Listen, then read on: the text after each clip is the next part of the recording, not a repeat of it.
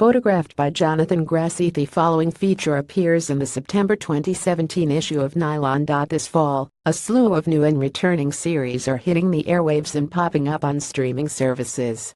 Here, we spotlight some of the breakout stars that make those shows must-see TV. To read more from the series, click here. Before you're permitted to speak with Sonequa Martin Green, CBS sends you a politely worded email informing you that they will all but repossess your reproductive organs if you so much as think about tweeting out any spoilers for her upcoming series Star Trek Discovery.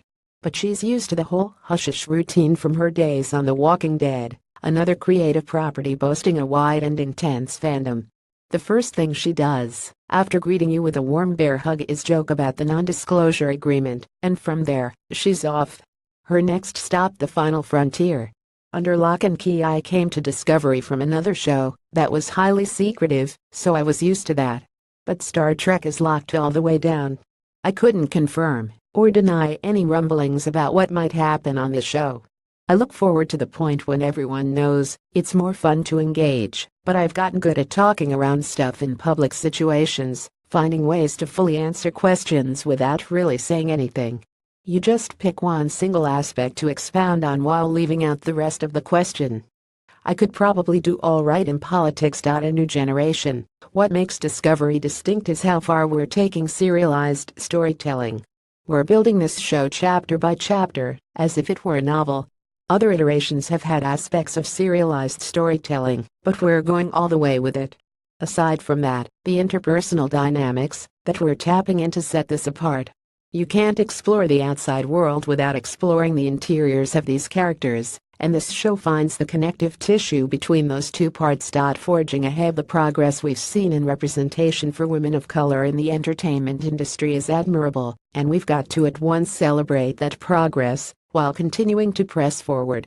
A healthy discontent, I call it. Because you can't tip too far either way. You can't feel so pressed for change that you fail to recognize the change that's already taken place, but you can't get too complacent either. List, if sleeping was a hobby, that'd be mine. I like to play with different times too. The ideal nap scenario is that you get a break midday for some reason, like your schedule suddenly opened up. When does that happen? Right, you go home, it's warm outside, there's a bit of a cool breeze, so you can open your window. But there's no traffic outside, no cars making loud noises.